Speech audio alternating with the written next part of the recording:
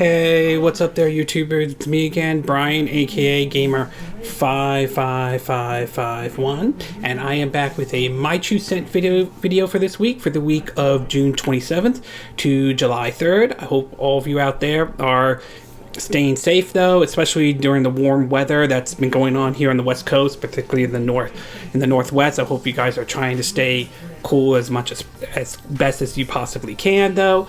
I also, hopefully all of you are going to have a safe and enjoyable 4th of July week, though, whether it's spending time with friends and family, though, but either way, hopefully you do have a wonderful July 4th weekend. And of course, shout out to our fighting men and women in uniform, though, for the 4th of July, though. Hopefully you guys out there, you guys and girls out there are also, staying safe and spending some quality time during the 4th of July weekend, though.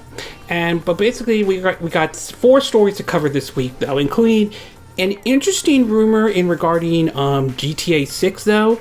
Sony acquiring a studio, and one where people thought they acquired it, but they haven't, at least not yet. But it's possible they could acquire them.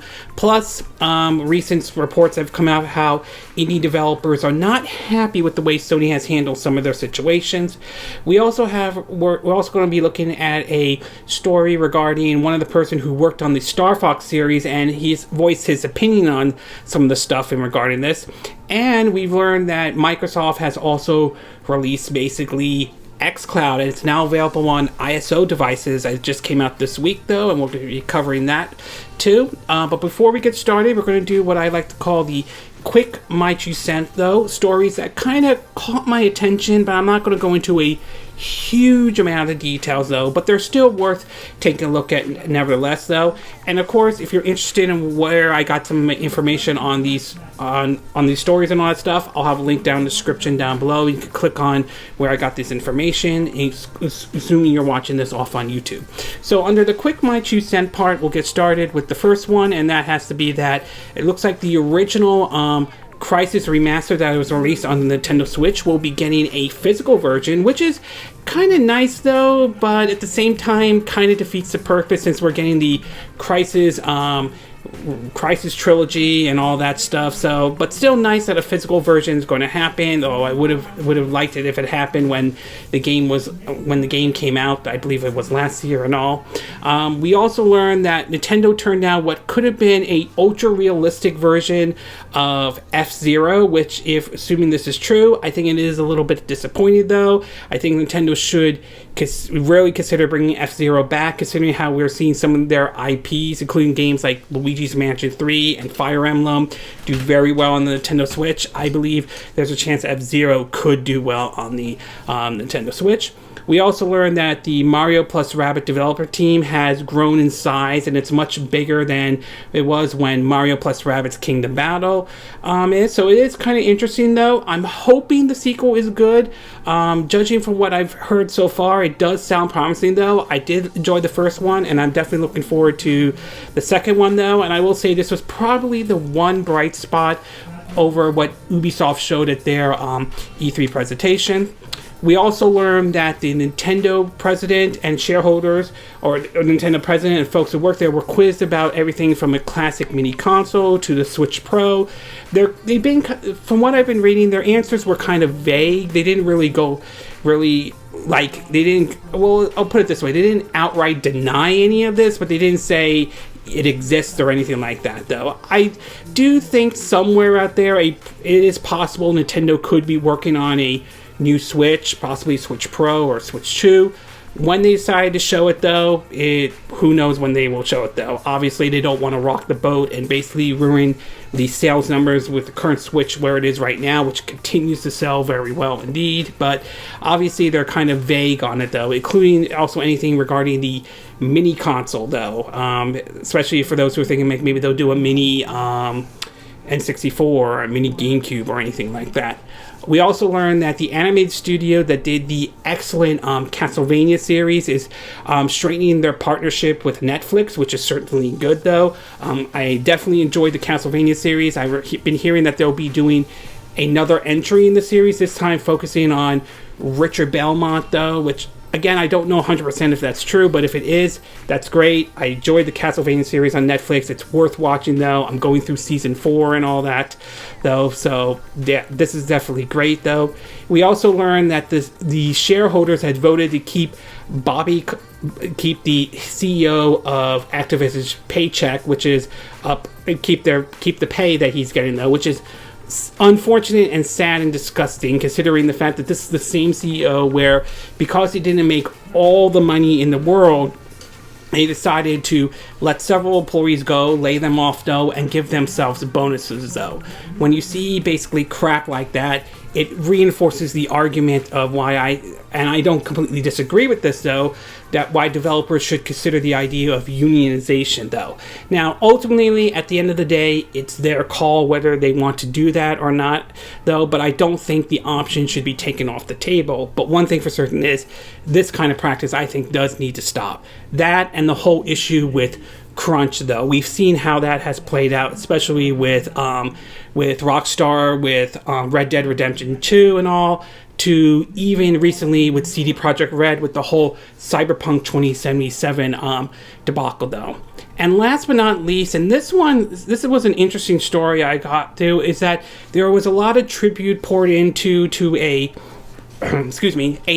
someone who worked on emulations for Super Nintendo, and when you hear kind of the stories, though, it's very, very sad what happened to this individual, though, and it does show somewhat of a darker side of the internet, though. That's sadly not uncommon in my view, though. But the article from Nintendo Life points out it's basically a tribute is pouring into this person. It says, quote, "It has been reported that Nier, the developer behind the excellent SNES emulator BSNES, also known as Higan, Higan, has tragically taken their own life. Nier, who also went by the name of BYUU and Dave in the past, identified as non-binary, if I'm not saying it correctly, posted on Twitter thread over the weekend, which opens up about bullying and harassment they have received online. Since issuing the statement, several Twitter followers have attempted to get in touch with the Japanese resident Nier via the U.S. Embassy. An anonymous acquaintance later reported via mutual friend Hector Marcen Martin, a security consultant and hacker, that Nier has passed away. They've chosen not to direct link to the statement as it contains distressing details. Martin later confirmed that he had spoken to the police department in charge of the investigation, which confirmed that Nier died on January 27th. Many have taken Twitter to share their condolences and pay tribute, though. So it's really sad what happened to this individual, though, and I will say that my heart goes out to their friends and family indeed. And when you hear about the fact that he basically had to deal with bullying and harassment online, though, and all that, it definitely reinforces the argument of a darker side of the internet that is unfortunately a terrible thing. And it shows, and it does reinforce the argument of the whole issue with cyberbullying and harassment online and all. So, yeah, really sad what happened to this person, though. And like I said, my heart goes out to his friends, or should I say this person's friends and family out there, though. It is a very sad moment, indeed.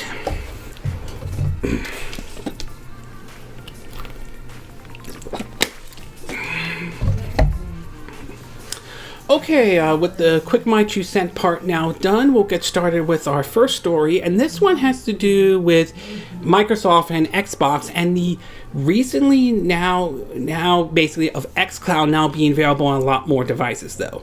So one of the things that Microsoft with Xbox, especially with Phil Spencer, has really pushed lately has been the whole idea of the Xbox GamePass. It has taken basically what is dubbed the Netflix of gaming, though. It has these selections of games available with first-party titles available right out of the gate if you want to get them and all. Now, I've tried Xbox Game Pass. I've been trying it on my basically my Xbox Series S that I have, though, and I will say this whole service, to me, the service is very impressive, though. I like the selection of games that they have to offer, though. I like the fact that they offer a discount if you're very interested into the game, though. And I'm glad that they have the first-party games will be available right away, day one, if you want to play it, though. Not to mention what made it more impressive, though, was during E3 when Microsoft really started to show a lot of the games that were coming to the system. It's basically saying day one on Game Pass, and that certainly is not a bad thing, indeed. Again, I'm a little iffy about the whole Netflix style of approach, though, but I think there's a lot of things that outweighs that kind of con, though. Now, one of the things I did talk about in my review / thought about Game Passes was that it wasn't available on a lot of devices at that moment, though. Right now, the only way to play was through, I think, like Android devices and so forth. But lately, we've learned that Microsoft has been was at the time trying to find a way to bring it to Macs and ISO, and there were some hiccups due to the fact of Apple's policies and all. Again, I have Apple devices, though. I like them, though, but I will agree this is a dumb policy that they have, especially when they say that you have, especially considering the fact that you're okay with stuff like Netflix, Amazon Instant Video, Disney Plus, Paramount Plus. You're okay with those streaming services, but you're not okay with something like Game Pass or Stadia or Amazon Lunar or GeForce Now. So Apple has its share of criticisms, though. But now it seems as though this week, though, we learned that the Game Pass, or shall we say XCloud, is now available on those who have a Mac or ISO device, and also PC as well. In an article posted by Gizmo, though, let me see if I can get that out. Hang on one second. All right, it reads that, quote, shortly before E3, Microsoft announced plans to expand xCloud game streaming to browsers, and today the update went live, finally unlocking the ability to stream games on iPhone, iPads using Safari, though. Microsoft supports of xCloud game streaming as part of Xbox Game Pass Ultimate. Let users play game in several web browsers, including Chrome, Google Chrome, Edge, and Safari. The last one is bound to have the biggest impact because unlike on ISO, Android phones and tablets already have a dedicated Xbox Game Pass app. However, because of Apple's guidelines for App Store requiring that every individual game available via a game streaming service has its own app, a policy, again, I'm an Apple user, but I will agree that policy is stupid, and I still stand behind that, though, has its own App Store listing. It's almost impossible for Microsoft or other game streaming service like Stadia and GeForce Now to create dedicated apps for ISO or iPad OS. But with the most recent update to xCloud in Xbox Game Pass Ultimate, Microsoft is able to sidestep the need for a dedicated app by streaming games using Safari, opening up its game streaming service for Apple fans at large on both iPhones and iPads.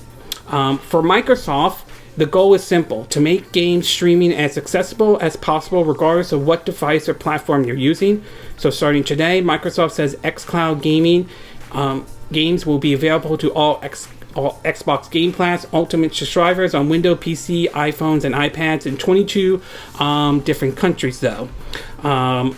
Also, with the addition of the new servers powered by custom Xbox Series X hardware, Microsoft says xCloud game streaming is also getting a boost in performance with video quality set up to 1080p at 60 frames per second, assuming your wireless connection is fast enough. Unfortunately, there's no word on support for streaming native at 4K just yet, though some streaming boxes like the NVIDIA Shield TV can upscale to 1080p 1080p content to 4K to help deliver improved image quality. Finally, to help make sure anyone streaming on an iPhone or iPad has the proper accessories, Microsoft has announced another expansion to its design for Xbox initiatives with new badges for ISO gaming peripheral, like mobile phone controllers such as Blackbone 1 or the Razer Kishi for ISO. Despite the fact that Apple won't open up the Apple Store to game streaming app, you'll still be able to stream some of the best titles on your phone or tablets regardless of what device or OS you're using. So It seems that after a while, the service is now available on those who have an iPhone or iPad or even an iMac, though. And it's certainly nice that they had opened this up, though. Now, I did try a little bit of it, though. I did use basically my iMac. I did it through Google Chrome, and on top of that, I used a PS4 controller to play, try out, say, like Halo's Master Chief Collection, mainly the single player, though. So I tried it out for a bit, though. This was before I had to go to work and all that. And I have to say, I'm very impressed with what they are able to do. I was able to continue where I left off since I bought Halo Master Chief Collection on my Xbox Series S and basically be able to save my game and play it, though. It's really impressive what they are able to do with this, and I gotta applaud Microsoft for how they were able to pull this off, though. There are some caveats I do have for it in general. This one will depend on what your connection is. There were times when my connection was, for the majority of the time, spot on, but there were moments when it kind of basically stopped for a bit, and then I was able to continue, though. Again, some of that is based off of their connection, some of it is based off mine, and the picture quality, I will say, is sort of a hit and miss and all that stuff. Also, using basically, since it worked while I used my PS4 controller, and it worked very well playing Halo Master Chief Collection with a PS4 controller, which is kind of impressive, though.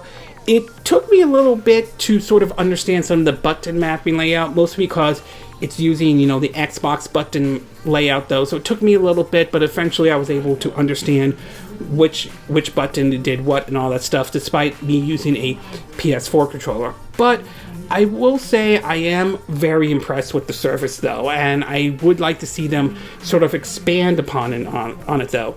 The one other negative I do want to say is because it's using GamePass, though, it means that if the game is not on Game Pass, you won't be able to take advantage of it right now. So if a game is leaving Game Pass, though, you're not going to be able to do the streaming and all that stuff. While that might not be an issue for first-party games, though, it's certainly going to be an issue for third-party games since we don't know when some of those games are leaving and what games are coming, though. And if a game is not available on Game Pass, you're not going to be able to take part of this XCloud streaming services that requires you to take part of Game Pass. So there are some hiccups and some hurdles, though. But I definitely like the concept that Microsoft is doing, though. And I do see this one having serious potential, though, and it's certainly nice that they've now opened it up to other devices outside of Android, now I think on, I believe, PC and now on Apple devices, though. Yes, it's a little annoying because of Apple's policy, but at least they found a work around it. So overall, I'm very happy to see that XCloud is now available, and of course Game Pass Ultimate is now available on your ISO devices, so either your iMac, iPhone, or iPad and all that stuff. Again, some hiccups here and there, though, but I do see the potential in this, though, and hopefully Microsoft will improve upon it, though, and we'll see it truly take off and all that, though. But I will say I definitely like what I'm seeing so far. Okay, we're going to take a quick break, and when we get back, we'll get to part 2. And this one has to do with basically a comment made by a former developer who worked on the Star Fox series and gave their thoughts on what they would do if they worked on a Star Fox game again or anything like that. So we'll take a quick break, and we will be right back.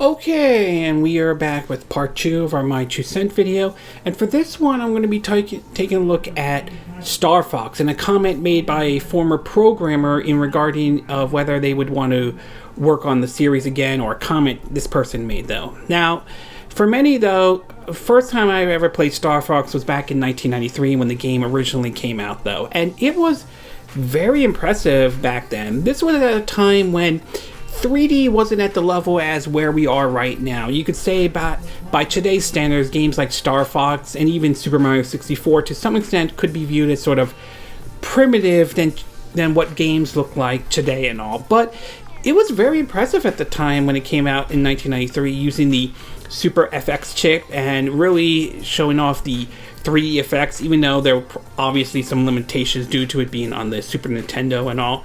This was followed up with Star Fox 64, which was released onto the Nintendo 64, and it sort of kind of expanded upon Star Fox and Star Fox.to, which never saw the light of day over here, although the game has now, Star Fox 2 has now shown up on the Nintendo Switch Online service and was part of the Super Nintendo Mini and all that stuff, though.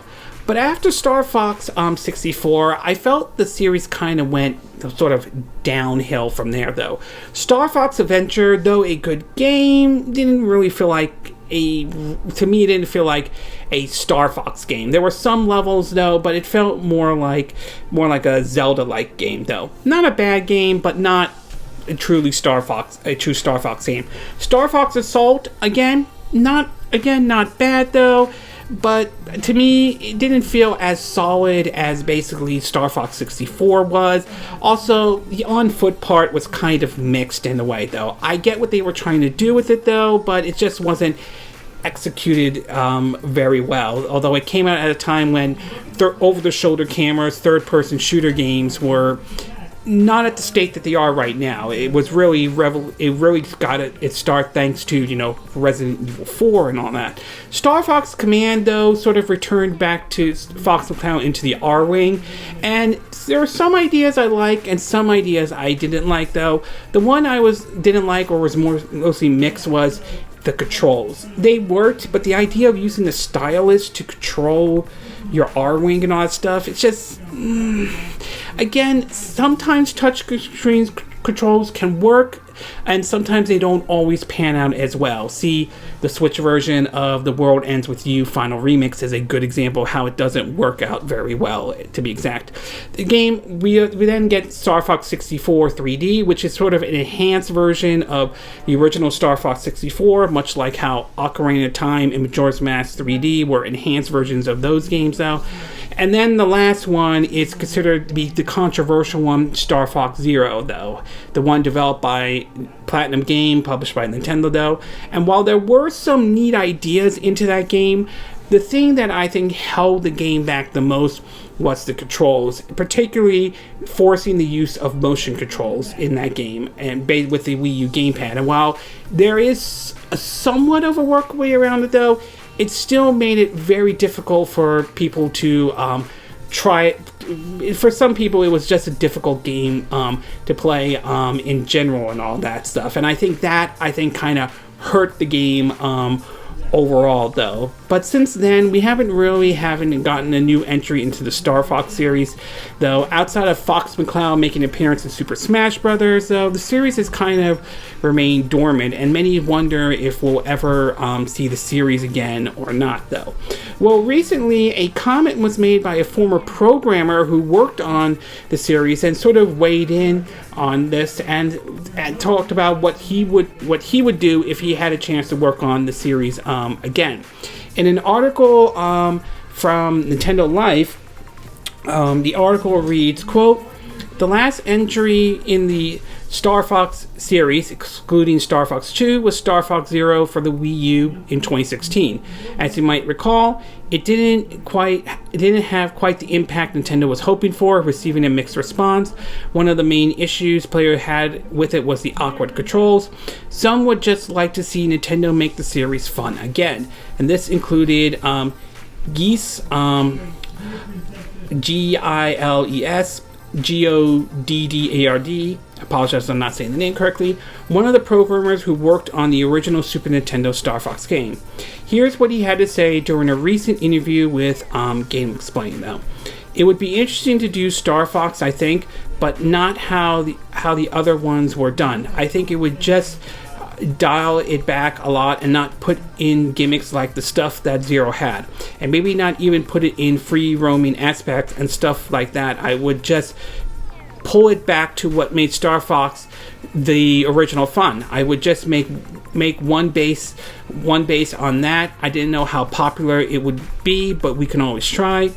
In a follow-up question, he would ask if it would be interesting in making a game in old style of Star Fox. The short answer is no, and this is what he had to say. Quote, if we did it, it would have to be new, either an extremely stylish retro look or very updated and modern look. But I wouldn't try to replicate the polygons from the FX chips. I don't see the point. We've gone over that. We fixed that problem. You don't want to go back to it again. You always want to be doing something new, not going backwards.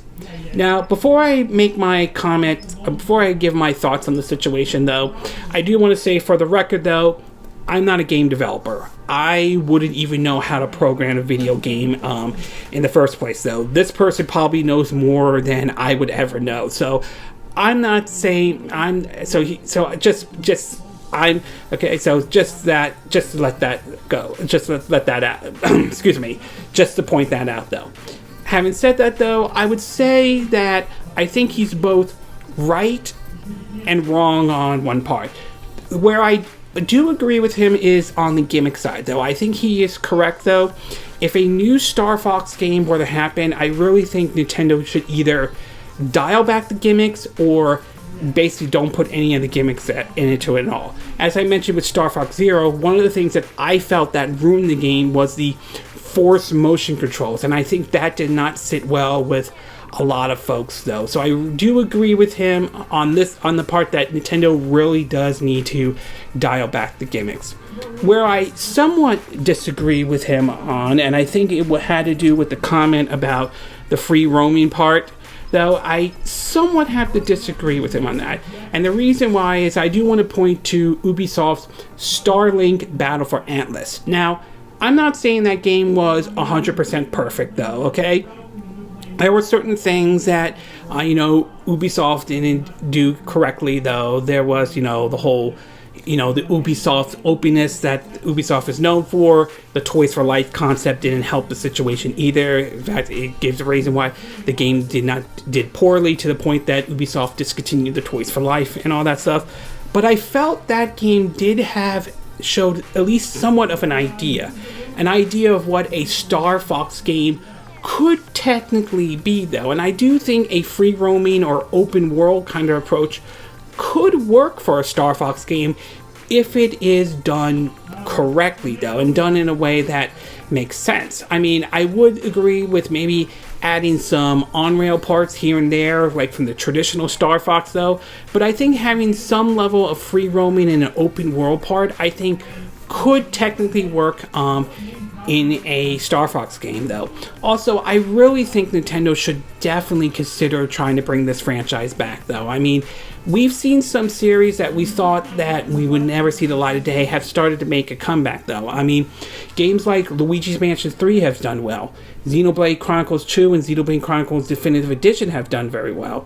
Donkey Kong Tropical Freeze has done very well. Though. Fire Emblem Three Houses has done very well. We're seeing Fatal Frame Maiden of Black Water make its way over to the Nintendo Switch. A remake of the Advance Wars 1 and 2 are going to be making its way over to the Nintendo Switch. And of course, we're getting Metroid Dread to be as well, too. So I think this is a good opportunity for Nintendo to bring a series like this, along with other series I think that should make a comeback, like Kid Icarus, for example, though. I think this is a good opportunity, though, and I think Nintendo should consider bringing the Star Fox series back, especially onto the Nintendo Switch, though. So, overall, I have to say what this person said, I agree and disagree with some of his comments. Like I said, I think he's correct on the fact that Nintendo, if they were to bring this series back, to dial back on the gimmicks, though, and the motion controls. But I somewhat disagree with him on the free roaming part, because I think with a game like Starlink Battle for Atlas, it does show that it is possible that a free roaming or open world approach could technically work in a Star Fox game if it's done, quote, the right way, though. Okay, we're going to take a quick break, and when we get back, we'll get to part 3, and this one has to do with ranging from Sony with the PlayStation, though, ranging from them buying a studio to a recent controversy where some indie developers are not happy with some of the policies Sony has put up, though. So we'll take a quick break, and we will be right back.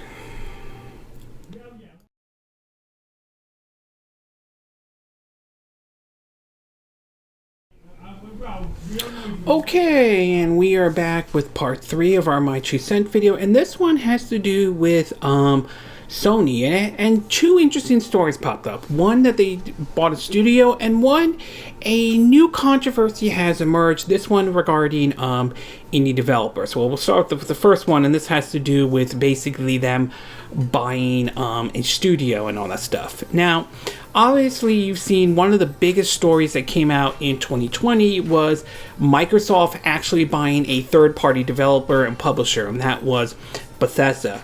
This surprised a lot of people that this was going to happen, and it kind of sent a little bit of a ripple or wave into the gaming industry as a whole, that a company like Microsoft bought Bethesda, not to mention the amount of money they were willing to spend, which was like, I think, a little bit over $7 billion and all that stuff.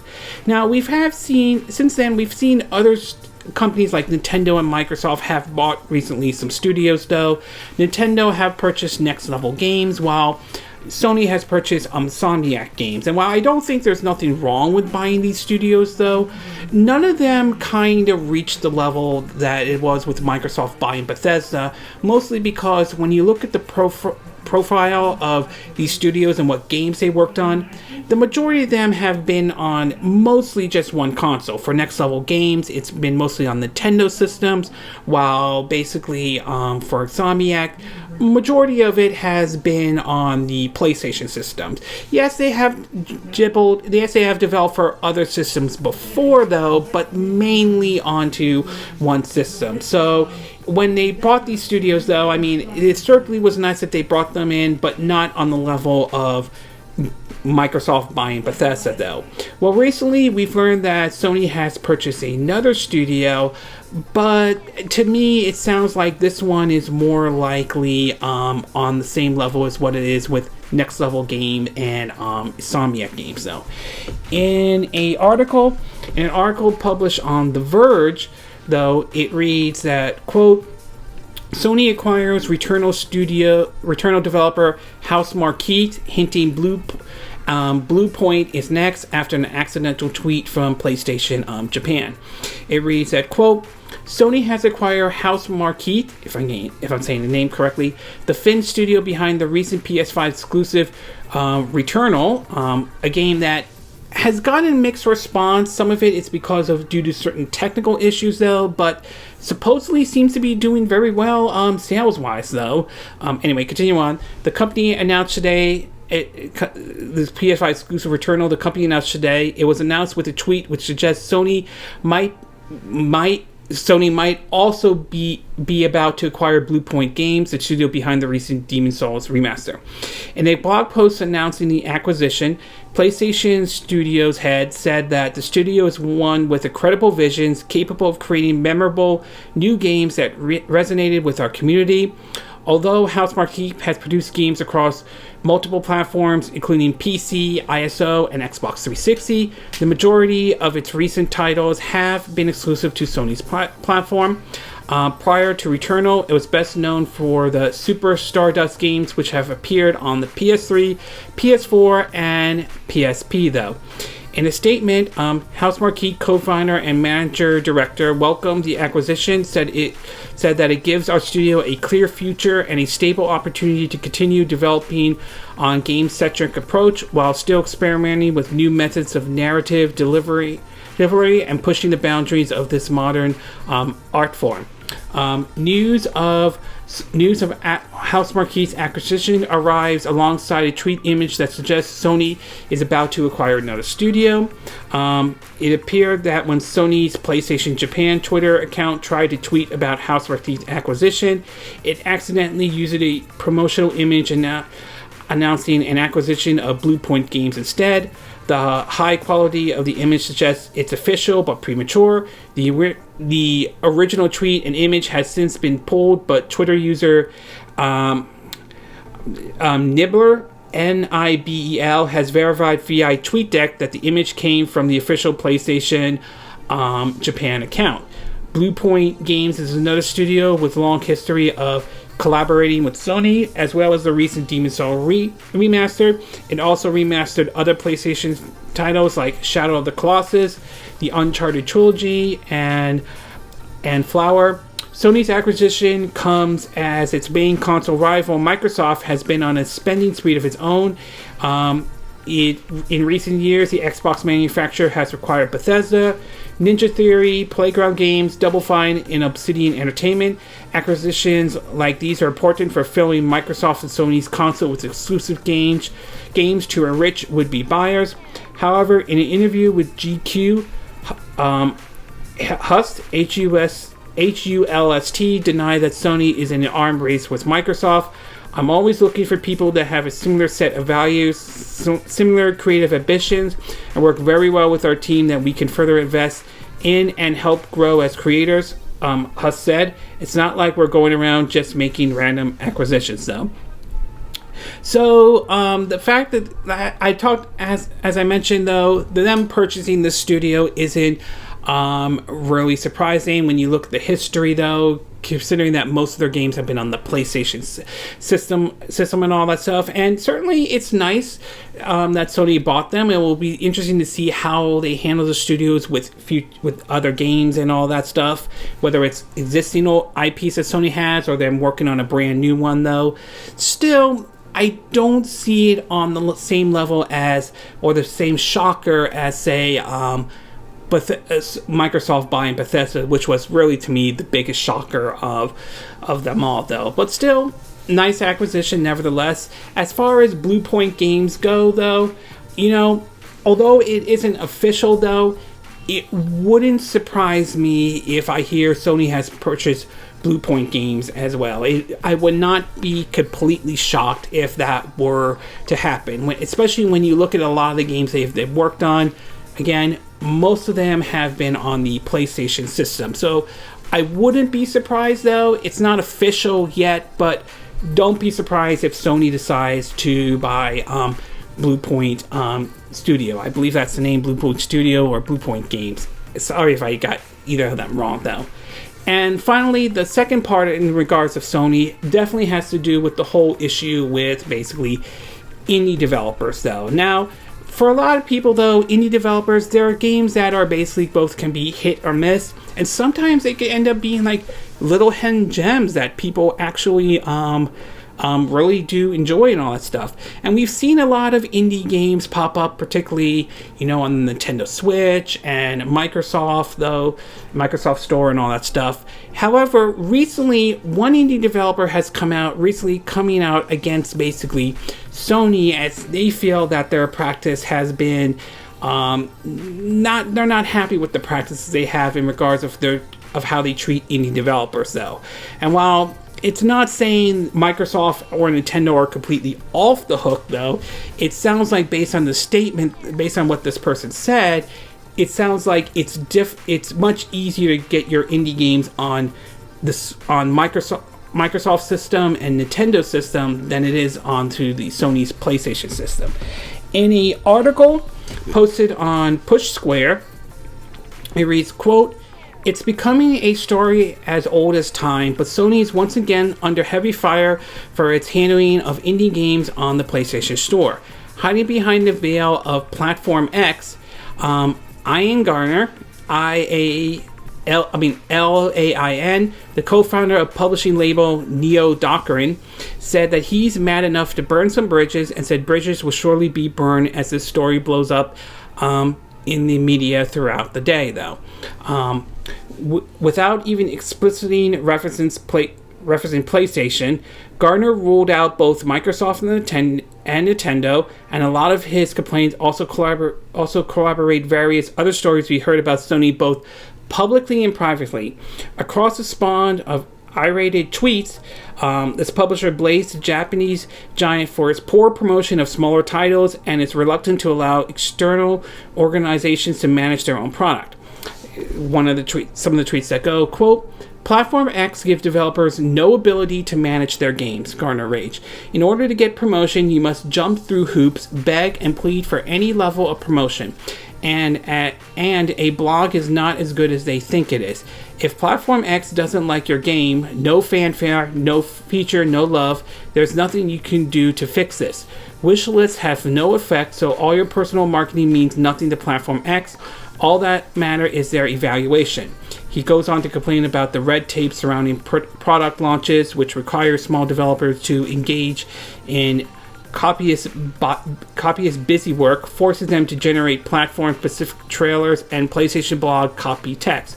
Gardner claimed that the developers aren't allowed to offer launch discount without Platform X approval, and goes on to suggest that the organization charged $25,000 in order to secure a featured spot on the PS Store. They asked Sony for comments. Furthermore, he stated, once a game is available on the PS Store, publishers have no control over whether it can be discounted and need to be invited to be part of a promotion. This makes it difficult to sync up sales across multiple storefronts. PlayStation does seem to prefer curtail weekly sale events, which has both advantages and disadvantages from our perspective, and we can see, they see both sides of the coin. Platform X is super successful and awesome, and an awesome hardware, but their backing and process is straight out of the early 2000s, he concluded. I have no idea how to succeed on this platform, and they won't even tell me. Even if I do succeed, they may screw me anyway. Next time you're unhappy about your game never be discounted on Platform X, or a game you want not launch it on Platform X, please go and complain to Platform X. Now, I'm not an indie developer, nor do I work at Sony or anything like that, but if what this person is saying is true, though, if this is actually true, though, then I do think Sony needs to reevaluate and re-examine their policy, though. I do think indie games are important, though. They may not be on the same level as AAA games, but they are still important for gaming in general. Not to mention, there are times when indie games are better than some of those AAA games we see out there. So I really do think that if what this person's complaint is accurate, though, I really do think Sony needs to reevaluate and re-examine their policy. And when you have a company like Nintendo that's more open to bringing indie games developer, then that tells me there's an issue right there, especially when a company like Nintendo is more conservative, is more open to crossplay, and you're not. That really says much. So yeah, I do think it sounds like Sony needs to seriously reevaluate some of their policies in regards of basically treating indie developers and so forth. So I do think they seriously need to re-examine a lot of things. Okay, we're going to take a quick break, and when we get back, we'll get to our fourth and final part, and this one has to do with GTA 6 and an interesting rumor that has recently popped up about that game. So we'll take a quick break, and we will be right back.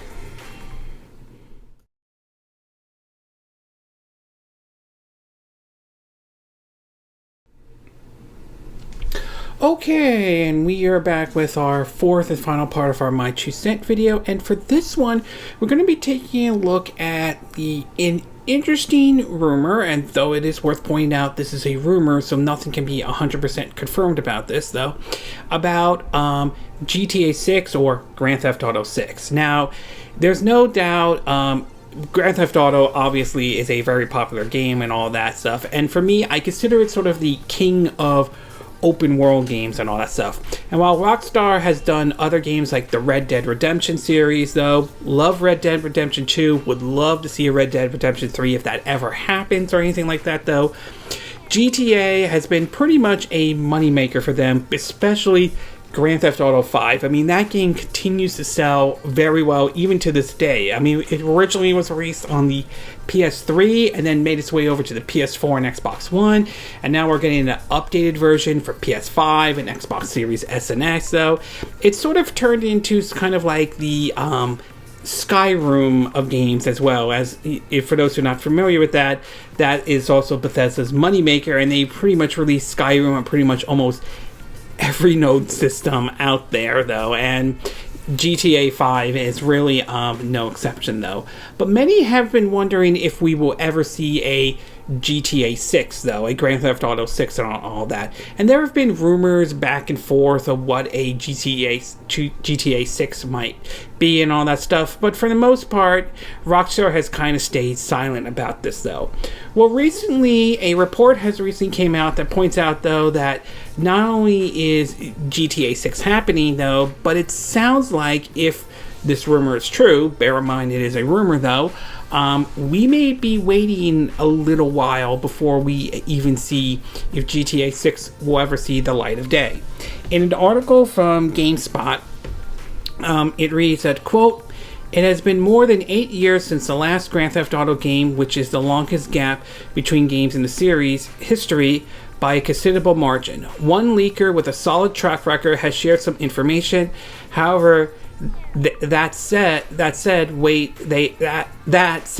until Grand Theft Auto 6 release won't be over until 2025. Something which Take-Two statement during a recent shareholder event back up recently. It's no wonder why they're bringing GTA 5 to PS5 and Xbox Series X and S. Tom Henderson, who previously leaked Call of Duty and Battlefield 2044 details, has released a new video, and in it, he claims that GTA 6 will be set in a modern-day version of Vice City. This runs contrary to previous reported that GTA 6 will be set in the 1980s, with Henderson claiming that developer Rockstar wants to ensure as much freedom as possible for its staff when it comes to creating content for GTA Online. Henderson also discussed a potential for GTA 6 map to change over time, similar to how Epic Games regularly overhaul its Fortnite map during end-of-season events. There was also a mention of GTA 6 having multiple playable characters, something which GTA 5 introduced in the series when it first came out. Even if these rumors are true, fans are going to be in for a long wait due to several factors. Henderson said that Rockstar has placed a greatest emphasis on employees' well-being in the wake of several reports detailing the crunch work conditions that were implemented before Red Dead Redemption 2 came out. The new GTA is believed to be coming to the PS5, Xbox Series X and S, and PC, as they are new to the market. Rockstar is allegedly waiting for more systems to be sold so as to maximize sales. Henderson's also added that since Rockstar wants to avoid delaying the game, GTA 6 won't be announced early, and thanks to the constant revenue stream of GTA 5, Rockstar has the luxury of being able to take its time with development on its sequel. It's worth being skeptical of any GTA 6 reports until Rockstar officially reveals the games, but these claims do line up with some previous leaks, though. Now, again, obviously, we still have to wait until we hear an official confirmation, and anything with a rumor has to be taken with a grain of salt. That said, though, I wouldn't be surprised if some of this is true, though. I mean, Rockstar is known to be developing their games, and it takes them like years until they officially like hit the market and all that stuff. So I wouldn't be completely shocked if we have to wait until 2025 for the next Grand Theft Auto game to happen, though. I'd probably be in my 40s when that game comes out, to be exact, though. The idea of it taking place in Vice City is kind of interesting if this is true, though. I mean, I enjoyed GTA Vice City and Vice City Stories. I love the 80s style and all that. To see a modern version of what Vice City would look like, though, it sort of would be kind of interesting, though. Though I am curious to see if any of the characters from GTA Vice City or Vice City Stories would make any kind of appearance if this rumor is true and that it does take place in Vice City. One thing I would like to see if a GTA 6 is happening, though, is that I would love to see some single-player content in it, though. While I don't deny that they're going to add multiplayer content, though, obviously with GTA Online doing very well, they're going to probably they'll probably continue with that. But I would like to see a strong single-player story in GTA 6, though, and I wouldn't mind seeing any If they do want to do this, though, I wouldn't mind any DLC like they did with GTA 4 with, like, I think it's the Lost in the Dam or the Ballad, if I'm saying the name correctly, of Gay Tony and all. So I wouldn't mind if they do single-player content like that as well, though. So I'm hoping, if this rumor is true, that there is also a single-player focus as well, though. Not that I'm saying they can't do a multiplayer focus like with GTA Online, but a single-player focus would be nice, though. Also, if they do decide to bring back the first-person view, though, which I certainly don't have a problem with it, though. It worked well in Red Dead Redemption 2. It did work in GTA 5, though. I'm hoping they make some improvements onto it, though. And also, if what they're saying about the whole crunch time, I think that's a good thing indeed. I don't think they should force their employees to crunch on this to get this game out as soon as possible. I do think it's important that they take their time and make sure they iron out areas that need to be ironed out so they can get that game out, though. So I will say my overall take on this is that, yes, this is a rumor, though. It should be taken with a grain of salt. We've heard many rumors before in the past, so you might want to be careful on this one. That said, though, it's definitely not out of the realm of possibility that some of this information could be true, though. And if it is true that we're going to be waiting a while for GTA 6 then, and then that's the case, though. I mean, it sucks, though, because I would have liked to see, would be great if Rockstar came out and announced GTA 6 is coming out this year, though, but I wouldn't be surprised if we're going to have to wait a while for Grand Theft Auto 6, indeed. Okay, this concludes this my 2 cent report for this, or my 2 cent video for this week, though. And again, these are my opinions. What are yours? What are your thoughts about XCloud / GamePass now available via streaming on iPhone, iPads, and iMacs and PC? Are you happy that Microsoft finally put this out, though? Do you think this will reach a larger audience, though? Have you tried it out, though, the xCloud? Are you happy with what Microsoft has to offer right now? What do you think about what this former developer said about Star Fox, though? Do you think that another Star Fox game could work, though? And if so, do you think Nintendo needs to dial down on the gimmicks, though? Do you think a free roaming or open world approach for the Star Fox series, could you think that could technically work, though? What are your thoughts about Sony buying Housemarque, the developers of Returnal, though? Do you think this was a good investment on Sony, though? Do you think it's a big deal? Do you think it's as good as the Microsoft buying Bethesda, or you don't see that on that same level? And what are your thoughts about this indie developer complaining about Sony's policy in regards of treating indie developers, though? Do you think this person is correct about what Sony's doing? Do you think he's blowing it way out of proportion? Do you believe Sony needs to change some of their policies, though? And finally, what are your thoughts about this latest information regarding Grand Theft Auto 6? Do you think this rumor is true, or do you think it's another false fan speculation, though? Are you willing to wait until 2025 to play Grand Theft Auto 6, though? Do you like the idea of a Fortnite-generated map, though? Do you think they'll still have a single-player experience in this game, or do you think it's going to be multiplayer only, though? Do you agree with what I said in this video? Do you disagree? Do you have a difference of opinion? As always, sound off on the comment section below. Let me know what you think. And if you do like this video, I hope you hit the like button. I would appreciate it. And I hope you do subscribe to my YouTube channel. If you do, make sure you hit the bell icon for notifications of any new videos I put up. Also, feel free to share this video if you want to, and feel free to donate to my channel if you like. You could do it through PayPal Me or Patreon. Links will be in the description of this video, assuming you're watching this on YouTube. And I will see you again next time when I do another video. Hopefully that'll be soon. Until then, from Southern California, I wish you all a good day then. Bye!